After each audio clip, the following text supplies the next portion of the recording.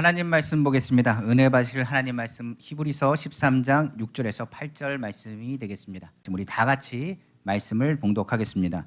그러므로 우리가 담대히 말하되 주는 나를 돕는 이시니 내가 무서워하지 아니하겠노라. 사람이 내게 어찌하리요 하노라. 하나님의 말씀을 너희에게 일러주고 너희를 인도하던 자들을 생각하며 그들의 행실의 결말을 주의하여 보고 그들의 믿음을 본받으라. 예수 그리스도는 어제나 오늘나 영원토록 동일하시니라. 아멘. 저는 오늘 여러분과 함께 히브리서 13장 6절에서 8절 말씀을 가지고 주는 나를 돕는 이시니 라는 제목의 말씀으로 은혜 나누기를 간절히 원합니다. 하나님의 말씀하신 그 말씀은 말씀대로 다 이루어진다고 성경은 말합니다. 항상 하나님은 말씀을 먼저 주십니다. 그리고 그 말씀을 듣고 그 말씀을 믿고 따르면 그 말씀을 하나님께서 이루시되 다 이루시고 담대하게 하셔서 하나님의 말씀과 그 뜻을 이뤄 나가신다라고까지 성경 기록하고 있는 것입니다. 그러나 우리가 아는 것처럼 우리는 약합니다. 그러다 보니 하나님의 말씀대로 살고자 하지만 마음이 원인데 육신이 약해서 말씀대로 살지 못할 때가 있고, 더 나아가 믿음으로 나아가려 작정도 하지만 신앙의 위기가 찾아오면 그 신앙은 기복이 너무 심하여서 어느 날은 기쁘다가도 어느 날은 낙심하고 절망할 때가 우리 삶 가운데 얼마나 많은지 모르겠습니다.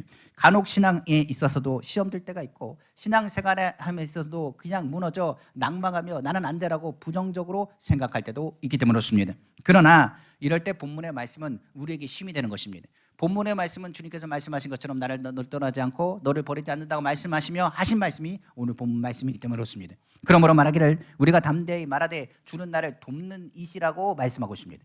그러므로 주님께서 우리를 도와주신다. 내 연약함은 아시기 때문에 도와주신다. 그러므로 너희는 무서워하지 말라. 사람이 내게 어찌하겠느냐라고 오늘 본문은 말씀하고 있기 때문에 그렇습니다.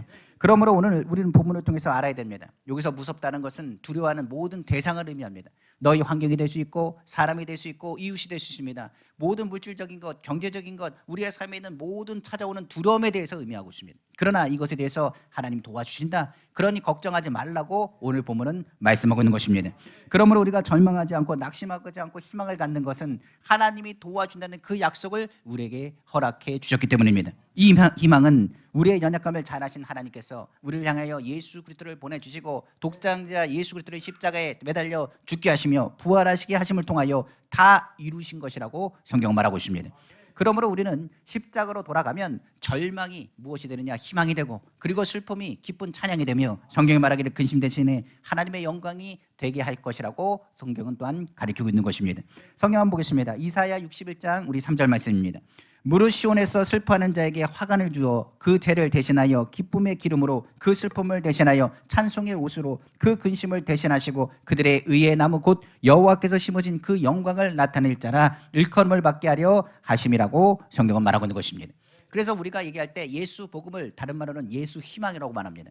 우리가 예수 그리스도를 믿는 그 순간부터 우리는 절망과 낭만과 슬픔의 사람이 아니라 십자가를 통하여 희망과 용기를 가진 사람이요, 더 나아가서 은빛교회가 희망을 선포하는 교회로서 예수 그리스도의 능력을 선포하고 하나님의 영광과 하나님의 기쁨을 나타내기를 다시 한번 주님의 이름으로 축원합니다. 그러므로 여기서 오늘 본문은 확실히 우리에게 믿으라고 말하고 있습니다. 누구라가? 주님이 우리를 도우신다. 주님이 우리를 붙잡아 주신다. 그것에 대한 확실한 증거를 가지고 사셔야 되는 것입니다. 그러면 우리는 왜 주님이 우리를 도우시는지를 먼저 알아야 됩니다. 그리고 더 나아가서 주님이 우리를 도우신다고 했을 때 우리는 어떻게 받는지를 또한 알아야 됩니다. 그리고 더 나아가 하나님께서 그 도우심을 통하여 우리에게 요구하시는 것이 무엇인지, 우리가 하나님께 어떻게 나아가야 되는지를 또한 오늘 깨닫는 귀한 시간 되기를 다시 한번 주님의 이름으로 축원합니다. 그러면 첫 번째로 하나님이 우리를 왜 도우십니까? 우리같이 연약하고 죄인 중에 죄인인 우리를 왜 도우십니까? 죄로 인하여서 에덴에서 쫓겨났던 인류를 왜 도와주십니까? 성경에서는 다른 말 하지 않습니다. 우리를 사랑하시기 때문이라는 말로 모든 것에 의미를 담고 있습니다. 성경에 말하기를 하나님이 세상을 이처럼 사랑하사 독생자 예수 그리스도를 우리에게 보내셨다고 말합니다. 특별히 우리를 사랑하셨기 때문에 우리를 도와주신다. 그것에는 다른 이유가 없다라고까지 성경은 말하고 있는 것입니다. 그러므로 우리는 이것을 믿어야 됩니다. 하나님이 우리를 뭐 하신다? 사랑하신다. 우리를 사랑하시고 우리를 하나님의 자녀 삼으셨다. 예수 그리스도를 믿는 순간에 우리가 하나님의 자녀 되었으므로 하나님 자녀된 사람을 하나님께서 어떻게 하신다? 절대로 버리지 않는다. 절대로 떠나지 않는다는 것을 우리는 알아야 되는 것입니다. 우리의 삶 가운데 절망이 있지 않습니까? 염려가 다가오지 않습니까? 세상이 우리를 버린다고 생각하지 않습니까? 모든 사람들이 말합니다. 지금은 어려운 시기라고 말합니다. 외롭다고 합니다. 답답하다고 합니다. 괴롭다고 합니다. 그러나 하나님이 우리를 도와준다는 그 말을 믿으면 그 믿음 안에서 우리는 회복할 수 있습니다. 성경은 그렇기 때문에 힘든 그 가운데가 바로 하나님의 도우심과 하나님의 사랑을 체험할 때라고 말하고 있으며, 너희가 하나님의 사랑받는다는 것을 기억하고 깨닫는다면 그때부터가 어떤 때냐, 하나님의 도우심을 체험할 때요, 하나님을 경험할 때라고 성경은 말하고 있는 것입니다. 예수 그리스도를 통하여 하나님께서 이루신 것, 모든 권세를 주님께서 그 아들 예수 그리스도에게 부어주심을 통하여 너희가 예수 그리스도를 믿고 하나님의 사랑을 십자가 사랑으로 깨달았을 때 하나님은 어떻게 도우신지를 우리는 성경을 통해서 분명히 알게 되는 것입니다. 예수님은 그러므로 우리에게 말합니다. 환경과 사람이 너희에게 어찌하겠느냐, 환경이 너희 풍랑 가운데 너희를 어찌하겠느냐, 내가 예수 그리스도를 믿으면 죽은 권세도 이기신 예수 그리스도의 역사가 예수 이름으로 선포하는 자를 통해서 나타나게 될 것이라. 내가 주의 이름을 부르면 주께서 도와주실 것이고 주께서 너희 도움을 통하여 희망이 될 것이라고 성경은 말하고 있는 것입니다.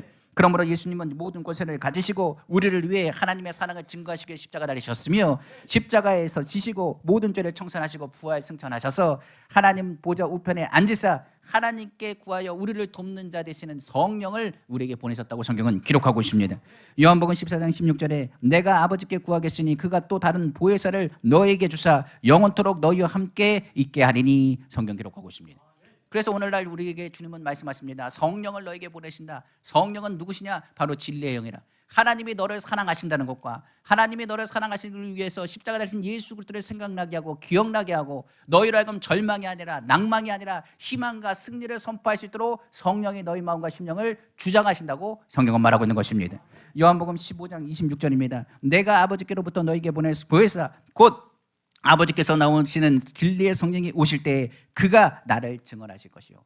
바로 예수 그리스도에게 돌아가 우리로 하여금 다시금 일어날 힘을 주시고 희망의 근원 되신 주님을 통하여 하나님이 나를 이처럼 사랑하시는구나, 주님이 나를 버리지 않는구나, 주님이 나를 도와주시는구나, 주님이 나를 떠나지 않는구나, 내가 연약하다 할지라도, 내가 실수한다 할지라도, 내가 부족하다 할지라도 주님이 나를 사랑하신다는 것을 거듭 말씀하신다고 성경은 말하고 있는 것입니다. 요한복음 16장 13절입니다. 그러나 진리의 성령이 오시면 그가 너희를 모든 진리 가운데로 인도하시니 그가 스스로 말하지 않고 오직 들은 것을 말하며 장래 일을 너에게 알리시리라. 눈앞이 깜깜한 사람이 있습니까? 염려와 근심이 있는 사람이 있습니까? 오히려 진리에 대신 성령께서 미래의 모든 것을 보여주십니다. 하나님이 우리를 사랑하시며 사랑하는 자를 주님은 절대로 버리지 아니하시고 붙잡으신다고 말씀하셨으며 오늘 성령이 진리 가운데로 인도하신다고 말하고 있습니다. 진리는 뭡니까? 하나님의 말씀 아닙니까? 진리는 예수 그리스도라고 성경은 말하고 있습니다. 진리는 그럼 무엇입니까? 바로 예수 그리스도를 통해서 하나님께서 우리를 사랑하신다는 말씀이 바로 진리가 되는 것입니다. 그 진리 되신 예수 그리스도는 어제나 오늘이나 영원토록 동일하신 분이시며 변하지 않는 진리는 하나님이 우리를 사랑하신다는 것과 예수 그리스도를 믿는 자를 모든 두려움과 어려움과 환경에서 환난에서 자유케 하신다는 것을 우리에게 말씀하고 있는 것입니다. 바로 요한복음 8장 32절입니다. 진리를 알지니 진리가 너희를 자유롭게 하리라고 성경은 말하고 있는 것입니다. 우리가 아는 것처럼 사랑의 하나님은 우리의 허물을 보시는 분이 아닙니다. 우리의 잘하는 것, 우리의 충성되는 그 모습, 잘하는 것을 보기를 원하신다는 것입니다. 세상은 10가지 중에 하나로 잘못하면 그것에 집중합니다. 사업을 하는 사람이 사업을 하다 보면 우리가 아는 것처럼 10가지를 다 잘해도 한 가지 잘못하면 그것을 잡아내는 것이 사업하는 사람입니다. 우리가 아는 건 세상은 바로 잘못된 것을 잡아내고 그것을 수정하려고 합니다. 그래서 10가지 중에 하나라도 문제가 있으면 모든 일들에 문제가 있다고 이야기하고 그 한 가지 잘못된 것에 집중하여 말을 합니다. 그러나 하나님은 10가지 중에 한 가지라도 잘하는 것이 있으면 그것에 집중하십니다. 우리가 주홍같이 붉을지라도 우리가 연약할지라도 그 한 가지를 보시고 하나님께서 우리를 변화시키고 다가오신다는 사실을 우리는 기억해야 됩니다. 베드로라는 사도 우리가 잘 알 것입니다. 베드로는 자격이 있는 사람이 아닙니다. 어찌 보면 세상적인 기준에 보면 굉장히 부족한 사람이고 굉장히 연약한 사람입니다. 세상적 기준에 보면 예수님의 제자가 말이 되느냐라고 얘기할지 모르겠습니다. 그러나 예수님의 기준에서 베드로는 참 좋은 장점을 가지고 있던 사람이었습니다. 세상에서 볼 때는 그는 성격이 갈대 같아서 이리저리 무엇을 갈팡질팡 결정하지 못한 우유부단한 성격에 급하고 또 두려움이 많고 부족한 사람이라. 그래서 예수님을 두려움 때문에 부인했던 사람이 베드로 아닙니까? 그런데 예수님은 베드로를 보면서 칭찬하시고 베드로의 첫 만남을 잊어버리지 않으셨습니다. 왜 베드로를 예수님께서 선택하셨느냐? 우리가 먼저 그것을 생각해 봐야 됩니다. 예수님께서 이 베드로를 처음 만났습니다. 베드로를 갈릴리 바닷가에서 만났는데 물고기를 한 마리 잡지 못했습니다. 그는 밤새도록 물고기를 잡으려고 했지만 잡지 못했습니다. 그물을 깃고 정리하는 와중에 예수님께서는 배를 빌려달라고 말합니다. 베드로는 그것을 그냥 듣고 예수님께 그 배를 빌려드리는 친절을 베풉니다. 베드로가 그 배를 빌려드리고 그 그물을 짚고 있는 그 순간에 예수님은 말씀하십니다. 하나님 나라에 대한 것을 선포하기 시작합니다. 주의 말씀을 들으라고 말합니다. 하나님은 당신을 사랑하신다고 말합니다. 하나님은 절대로 버리지 않는다고 말합니다. 하나님은 당신을 도와주신다고 선포하기 시작합니다. 베드로의 마음도 알게 모르게 뜨거워지기 시작했습니다.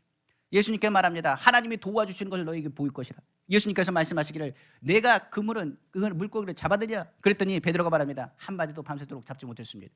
그러면 내가 너에게 말하니 깊은 데로 가서 그물을 던지라. 그리하면 하나님께서 도와준다고 말합니다.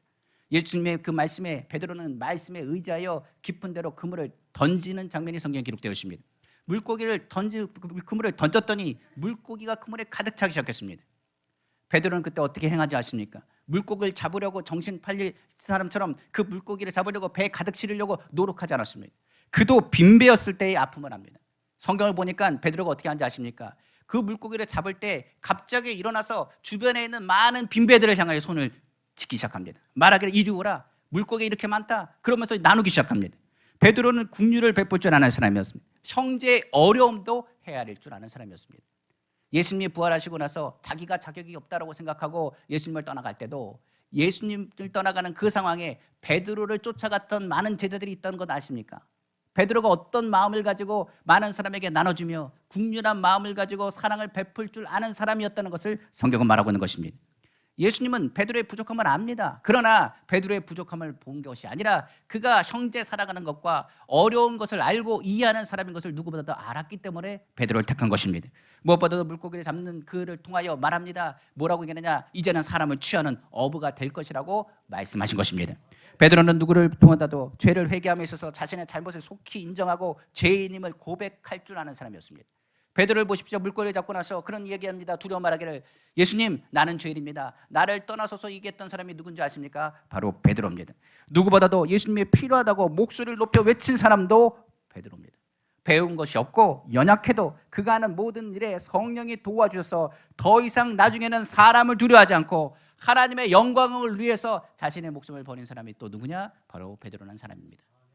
우리가 기억할 것입니다. 베드로가 왜 이렇게 충성하지 아십니까? 확신을 가졌기 때문입니다. 주님이 나를 사랑하신다는 확신을 가졌기 때문입니다. 예수님께서 베드로를 부르셨습니다. 내가 나를 사랑하느냐? 내가 나를 사랑하느냐? 내가 나를 사랑하느냐? 3번이나 물으셨습니다. 내가 너를 사랑한다. 내가 너를 사랑한다. 내가 너를 사랑한다는 3번의 외침과 같습니다. 베드로는 절실하게 그 마음을 깨달았습니다. 주님이 나를 사랑하시는데 내가 무엇을 두려워하겠습니까? 주님은 이처럼 나를 사랑하셔서 나를 찾아오셨는데 내가 왜 주님을 멀리하겠습니까? 그는 어떻게 하느냐? 두려움을 내어 쫓았습니다. 성경은 말하기를 온전한 사랑이 두려움을 내어 쫓는다고 말합니다. 세상보다 크신 분이 예수님이십니다. 우리와 함께 하신 그분이 우리를 사랑하십니다. 세상보다 작은 예수님으로 만들지 마십시오. 우리가 주님을 섬기고 믿음으로 나가면 오직 그 사랑을 믿고 두려움을 내어 쫓기를 우리 이 시간 예수 이름으로 축원합니다. 두 번째로 성경을 통해서 우리는 깨달을 수 있습니다. 우리가 하나님이 우리를 도와주신다. 그러면 그 도우심을 우리는 어떻게 받겠습니까? 많은 사람들은 얘기합니다. 노력으로 그것을 받느냐? 대가를 지불하느냐? 아닙니다. 최선을 다해 의롭게 되었을 때 하나님께서 그 부르심에 도와주시느냐? 아닙니다. 우리가 거룩해졌다고 우리가 도와주느냐? 아닙니다. 성경은 말합니다. 대가 없는 사랑이라고 말합니다. 무엇으로 우리를 도와주느냐? 성경은 말하기를 하나님의 도우심엔 대가가 없고 모든 것은 은혜로 주신 것이라. 그러므로 너희는 뭐 하면 되느냐? 단지 믿기만 하라고 성경 기록하고 있는 것입니다. 하나님께서 우리에게 주신 것 어떠한 대걸로 우리는 지불할 수 없습니다. 우리는 그것 때문에 아무것도 우리의 모든 것에 자랑할 것이 없다는 것을 알아야 됩니다. 성경은 말하죠. 로마서 3장 27절입니다. 그런즉 자랑할 때가 어디냐? 있을 수가 없느니라. 무슨 법으로냐? 행위로냐? 아니라 오직 믿음의 법으로라. 성경은 뭐라고 얘기하느냐? 우리가 하나님의 도우심을 받는 것, 도우심을 받을 자격은 우리가 무엇을 통해서 믿음으로 받는 것입니다. 성경에 보면 은혜 받은 강도가 있습니다. 우리가 아는 은혜 받은 강도, 십자가의 그 은혜 우리는 기억할 것입니다. 강도는 돌이켜 낙원을 허락받았습니다. 대가를 그 십자가에서 지불했습니까? 예수님께 내가 뭐 하겠습니다 하는 얘기 한 적이 없습니다. 그가 대가를 지불할 능력도 안 되고 처지도 되지 않습니다. 그도 십자가에 못 박혀있기 때문에 아무것도 할 수 없습니다. 그가 단순히 할 수 있는 것은 내가 예수님을 믿는다는 그 말의 고백밖에 없었다는 것입니다. 우리가 아는 것처럼 강도는 믿음으로 하나님의 사랑받는 자가 되었고 낙원을 허락받게 되었다라고 성경은 말하고 있습니다. 예수님께서 십자가에서 다 이루어졌다고 말하는 것은 하나님의 사랑을 다 베풀었다는 것과 동일한 말입니다. 하나님의 사명을 받고 예수님께서는 십자가에 끌어안으셨습니다. 우리도 아는 바 예수님도 고통스러워하셨습니다. 아파하셨습니다. 예수님은 모든 사람의 고통에 참여하시기 위함입니다. 예수님도 고난을 당하셨습니다. 우리의 고난을 누구보다도 그렇기 때문에 잘 아십니다. 예수님도 슬퍼하셨습니다. 그러므로 우리의 슬픔도 주님은 잘 아십니다. 그 아픔을 누구보다 잘 이해하십니다. 울기도 많이 우셨습니다. 그분이 바로 예수님입니다. 그러나 우리가 기억할 것은 그가 그의 죄 때문에 십자가 지신 것이 아니라 우리의 죄와 허물 때문에 십자가를 지셨다고 말합니다. 그는 죄가 없으십니다. 단지 십자가를 지신 것은 하나님이 우리를 사랑하시기 때문에 하나님께서 원하시는 그 뜻대로 십자가를 지신 것입니다. 예수님이 우리를 위해서 우신 것은 우리를 향한 고통을 아셨기 때문이요, 우리를 향한 고난 때문이라고 말합니다. 십자가에서 그는 용서를 하셨고 의를 이루셨고 거룩함을 주셨고 성령을 부으셨고 치유하셨고 저주를 청산하셨고 부활과 영생을 주셨으며 성경은 구원의 통로를 열어주셨다고 말합니다. 이는 뭘로요? 대가로 얻어진 것이 아닙니다. 믿음으로 받는 것입니다. 누구나 믿기만 하라. 그리하면 하나님의 도우심을 체험할 것이라. 믿기만 하라. 그러면 늘 하나님의 자녀로 택하실 것이라. 너희가 믿기만 하라. 하나님의 자녀가 되면 하나님은 절대로 버리지 않고 떠나지 아니할 것이라. 우리에게 유일한 희망이 되는 것이 예수 그리스도요. 오늘 우리가 하나님의 도움을 받기 위해서는 믿어야 됩니다. 주님, 내가 주님 믿습니다. 주님이 나를 사랑하신 걸 믿습니다. 그리고 내가 아멘으로 믿음으로 나아갔을 때 오늘 주님은 우리의 최고의 희망이 되어준다는 것을 기억하시길 주님의 이름으로 축원합니다. 그러므로 믿으면 그때부터 하나님 도와주십니다. 그리고 그 도움의 손길을 우리는 체험하게 될 것입니다. 오늘 우리는 예수님 때문에 하나님의 도움을 얻습니다. 우리가 예수로 기도하면 그 십자가 사랑의 능력이 우리 가운데 다가오셔서 힘을 주시고 우리를 위로하신다고 성경 기록하고 있습니다. 하나님이 도우시면 안 되는 것이 없습니다. 하나님을 믿으면 모든 것이 합력하여 선을 이룹니다. 믿음의 선조들과 믿음의 사람들의 이야기를 우리가 듣지 않았습니까? 믿음의 사람의 행실의 끝이 어떻게 됐느냐? 믿음의 사람들, 주님을 끝까지 의지한 사람들의 결말을 성경은 설명하고 있습니다. 모든 것이 합력하여 선을 이뤘으며 그들은 승리했으며 하나님이 도와주셨으며 하나님이 붙잡아 주셨으며 이기게 하셨다고 성경 기록하고 있습니다. 그러므로 우리가 하나님의 사랑을 깨달았으면 하나님을 절대적으로 믿으셔야 됩니다. 그 믿음은 절대적으로 우리에게 말하기를 너를 실족지 않게 할 것이라. 주님은 밤도 낮도 밤의 해와 낮의 해와 밤의 달도 너를 해하지 못하게 하실 것이라. 그는 졸지도 주무시지 아니하시겠다. 너를 실족하게 하지 아니하신다. 하나님 한 번도 너를 실망시키지 아니하신다. 내가 나를 믿고 따르면 내가 너를 건지라고 말씀하신 것입니다. 오늘 주님은 믿는 자에게 개입하십니다. 하나님 누굴 도우신다고요? 하나님의 사랑받는 사람은 하나님을 도움받을 자격을 얻는 사람이에요. 그 사랑받는 사람이 믿으면 하나님은 그 사람을 도와주십니다. 그러나 한 가지 우리가 기억할 것입니다. 하나님은 믿음을 가진 사람을 도우시되 그냥 도우시는 것이 아니라 요구하고 요청하는 것을 들으셔서 응답하십니다. 이것은 다른 것을 얘기하지 않습니다. 하나님은 우리를 돕길 원하십니다. 믿는 자를 개입하길 원하십니다. 그런데 절대적으로 믿고 의지하되 입을 열어 선포하셔야 됩니다. 왜 이야기를 할까요? 하나님은 누굴 도우시느냐? 우리가 아는 것처럼 하나님 사랑받는 사람이니까 우리가 모두가 도움을 받을 자격이 있는 것입니다. 주님의 사랑을 받았으니까요. 우리가 주님 믿습니다. 하나님 도우실 것을 우리 믿습니다. 확신합니다. 그런데 어떤 사람을 우리 도와주냐? 믿음을 가지고 입을 여셔야 됩니다. 성경은 이렇게 얘기합니다. 입을 연다는 얘기를 기도라고 말합니다. 우리가 기도하지 않고서 응답받지 못합니다. 많은 사람들은, 어떤 사람들은 이런 얘기합니다. 하나님 다 아시잖아요. 못하러 우리가 기도해야 됩니까? 기도 안 하셔도 하나님 우리가 무엇을 먹어야 될지 무엇을 입어야 될지 다 아시지 않습니까? 내가 지금 뭘 필요하신 건 주님 다 아시는데 우리가 무엇하러 입을 열어서 기도하겠습니까? 그냥 하나님 은혜대로 해주시고 하나님 채워주시고 주의 뜻대로 하시면 되는 건 아닙니까? 라고 생각하는 사람들이 있습니다. 그런데 성경을 잘 보십시오. 왜 입을 열어야 되는지 오늘 그 이야기를 드리려고 합니다. 많은 사람들이 하나님이 도울 자격이 있습니다. 도움 받을 자격이 있습니다. 믿음을 또 갖고 계십니다. 그런데 왜 우리의 상관에 하나님 응답이 없냐고 말하는 사람이 있습니다. 우리가 먼저 기억할 것이 있습니다. 하나님이 먼저 입을 여셨다는 것 먼저 기억해야 됩니다. 하나님이 우리를 부르지 아니하시면 올 자가 없습니다. 하나님이 말씀하시고 그 다음에 우리가 대답하는 겁니다. 기도는 우리가 얘기하는 것처럼 하나님이 이것을 원합니다. 하나님 주십시오. 그게 기도가 아닙니다. 기도는 하나님께서 마음의 소원을 두시고 우리에게 말씀하신 것입니다. 그럼 이렇게 생각할 수 있습니다. 하나님 사업에 대해서 기도할 수 있습니다. 하나님 우리 사업이 번창하기 원합니다. 가정이 행복하기 원합니다. 우리는 이렇게 기도를 합니다. 그런데 하나님께서는 그보다 먼저 우리에게 먼저 말씀하십니다. 뭐라고 말하냐? 내 사업이 잘 되기를 내가 원한다. 내 사업과 가정이 행복하길 원한다라고 주님 말씀하십니다. 그럼 그 마음을 우리가 받으면 그 마음을 통해서 우리는 뭐 해야 되느냐? 대답하셔야 됩니다. 그게 기도입니다. 기도는 우리의 요구를 구하는 것이 아니라 하나님께 대답하는 것이 기도의 역사입니다. 그러니까 하나님 도움을 받길 원한다면 하나님이 도와주길 원하십니다. 하나님은 인격적인 분이십니다. 우리가 도움을 요청해야 됩니다. 말을 해야 됩니다. 하나님 아버지 도와주세요라고 외쳐야 됩니다. 하나님 건져달라고 외쳐야 됩니다. 왜 그러냐면 하나님께서 말씀하신 것이 내가 너를 돕길 원한다라고 말씀하시기 때문에 주님이 나를 도와주시길 원한다라고 대답해야 된다는 것입니다. 우리가 항상 얘기할 때 이런 얘기합니다. 하나님이 어떤 분인가? 하나님이 먼저 우리를 사랑하셨습니다. 먼저 우리를 부르셨습니다. 부르셨다는 얘기는 왜 부르셨느냐? 책임지시기 위해서 부르셨습니다. 우리를 부르신 이유는 우리를 관리하시고 우리를 개입하셔서 그 기도에 응답하시기 위해서 우리보다 먼저 앞서서 부르신 것입니다. 모든 것을 책임진 주님 예수 그리스도의 십자가에서 우리를 먼저 부르셨습니다. 부르신 그분이 우리를 책임지시고 우리의 짐과 우리의 수고와 우리의 모든 삶을 책임지시기 위해서 부르셨다는 것을 기억해야 됩니다. 한번 성경 보겠습니다. 마태복음 11장 28절에서 30절입니다. 수고하고 무거운 짐자들아 다 내게로 오라. 내가 너희를 쉬게 하리라. 나는 마음이 온유하고 겸손하니 나의 멍에를 베고 내게 배우라. 그리하면 너희 마음이 쉼을 얻으리니 이는 내 멍에는 쉽고 내 집은 가벼움이라 하시니라. 성경 말하고 있습니다. 뭐라고요? 부르셨다는 것입니다. 내 짐이 무거운 걸 누가 먼저 하십니까? 주님이 하십니다. 주님이 우리를 부르시는 것입니다. 그러면서 말하기를 내 짐을 내가 짊어져 줄게 라고 부르신 겁니다. 그때 우리가 반응하는 게 뭐냐? 주님 내 짐을 짊어 주십시오 라고 구하는 것이 기도입니다. 우리가 항상 기도할 때마다 마음의 소원을 두고 행하신다고 말했습니다. 우리의 기도는 우리의 소원을 이루는 게 아닙니다. 하나님의 마음을 먼저 우리에게 주십니다. 우리가 잘 되길 원하고 치료받길 원하고 승리하길 원하시는 것이 누구의 마음이라? 주님의 마음입니다. 그 마음의 소원을 먼저 누가 말씀하신다고요? 주님이 우리에게 말씀하십니다.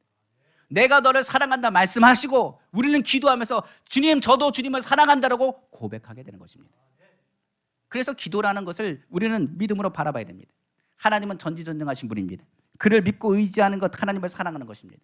하나님을 사랑하는 표현을 무엇으로 할 수 있습니까? 입을 열어 표현해야 되지 않겠습니까? 가데스바네아에서 12정탐꾼 중에 10명은 부정적인 고백을 했습니다만 여호수아와 갈렙은 절대적으로 하나님을 의지해서 축복의 말을 선포하기 시작했습니다. 그들은 하나님 앞에 희망을 가지고 믿었습니다. 하나님을 의지했습니다. 긍정적이고 적극적이고 창조적인 고백을 했습니다. 그리고 그 땅을 하나님이 우리에게 주실 것이라 그들은 밥이라 그들의 신은 떠났고 하나님 우리와 함께 하셨으므로 그 땅은 우리 것이라고 선포하기 시작합니다. 이건 하나님을 절대적으로 믿었다는 것을 넘어 하나님을 사랑한다는 믿음의 고백이라고 우리는 기억해야 됩니다. 그 고백을 했을 때 하나님께서 여호수아와 갈렙을 제외하고는 부정적인 말을 한 모든 이들은 출애굽 1세대는 그 자리에 광야에서 죽었지만은 여호수아와 갈렙은 가나안 땅을 밟을 수 있도록 하나님께서 은혜를 베푸셨습니다. 성경의 믿음의 사람들 늘 똑같습니다. 그들은 뭐합니까? 믿음을 고백합니다. 그러나 그 믿음을 누가 주셨습니까? 하나님께 주셨습니다. 우리가 아브라함이라는 믿음의 조상을 할 것입니다.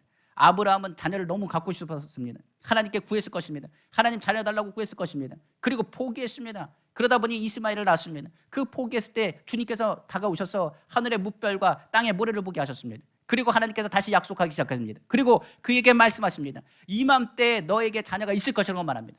그가 그 말을 들었습니다. 그리고 그냥 가만히 있었나요? 아닙니다. 너의 이름은 아브라함으로 바꾸라고 했습니다. 모든 것에 있어서 하나님께서 모든 민족의 조상이 되게 하셨습니다. 아버지가 될 것이라고 말한 그 말을 선포하기 시작했습니다. 나는 아버지가 됩니다라는 고백이 아브라함이라는 고백입니다. 우리가 아는 것처럼 그의 입술의 고백을 하나님께서 만드셨습니다. 그리고 계속 입술로 고백하게 하셨습니다. 그 고백한 그대로 그것을 믿음으로 하게 하시고 그 능력으로 나타나게 하셨다는 것을 우리는 기억해야 되는 것입니다. 그러므로 우리가 믿을 때 하나님의 도움을 받습니다. 우리가 입술로 고백할 때 도움을 받습니다. 하나님께 나아갈 때 우리는 도움을 받게 되는 것입니다. 예수님을 믿는 사람, 믿음으로 가만히 있는 사람이 아닙니다. 믿음으로 하나님께 나아가는 자, 그가 계신 것을 믿는 사람, 하나님께서는 반드시 상 주심을 너희는 믿어야 된다고 성경 기록하고 있는 것입니다.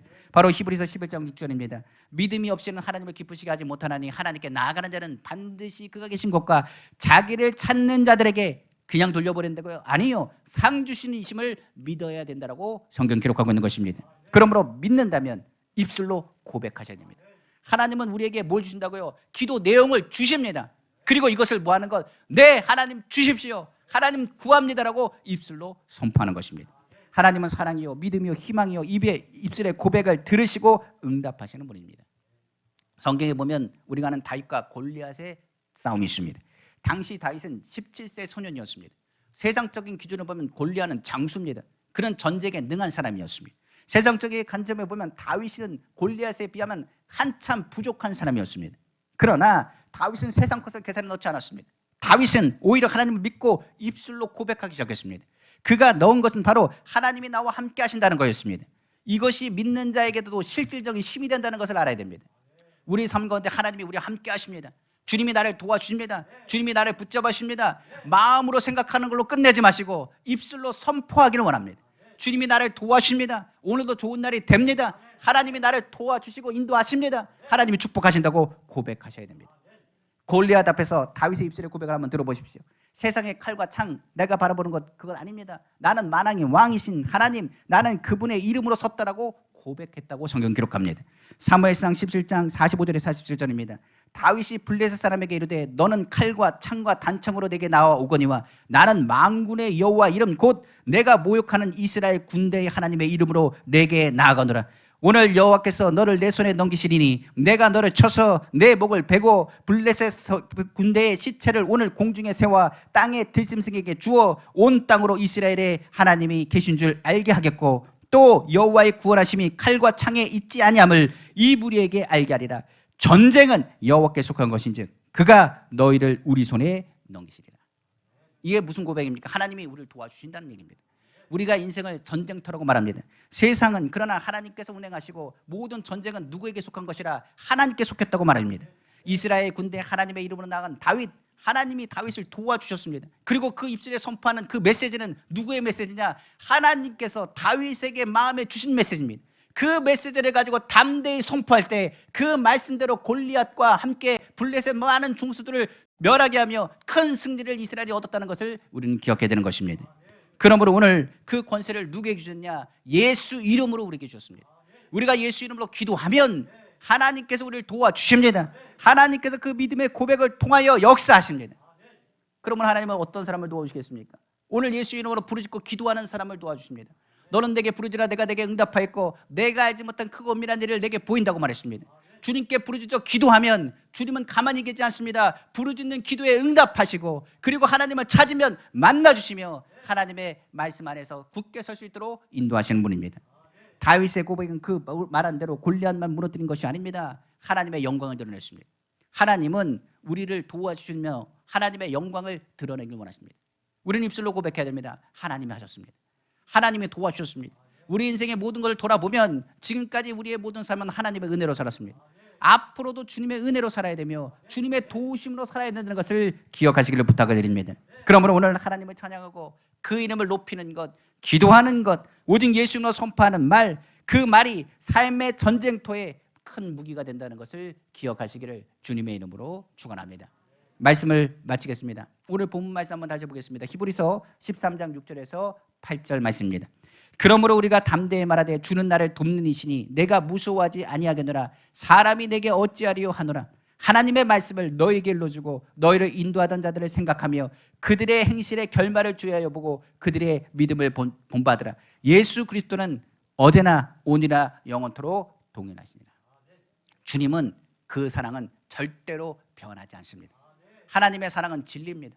예수 그리스도를 통하여 우리에게 약속하신 것입니다. 그러므로 사람이 내게 어찌하겠습니까? 하나님이 우리를 떠나지 아니하시고 주님이 우리를 정죄하지 아니하시는데 사람이 어찌하겠습니까? 하나님이 우리를 도와주시고 우리를 버리지 않습니다. 우리를 사랑하시기 때문에 우리에게는 희망과 용기가 있는 것입니다. 오늘도 주님은 나의 도움이 되십니다. 오늘도 주님은 담대히 그를 의지하고 나아가시면 하나님이 도와주십니다. 지금 이 자리 주님을 의지하고 우리는 할 수 있다 선포하면 할 수 있도록 하나님께서 문을 여십니다. 보이는 세계는 보이지 않는 세계의 지배를 받듯이 보이지 않는 세계, 영적인 세계를 다스리는 분은 하나님이시요. 하나님께서 온 세상을 다스리시고 오늘 운행하십니다. 그러므로 기억하십시오. 지금 눈앞이 깜깜합니까? 혼돈됩니까?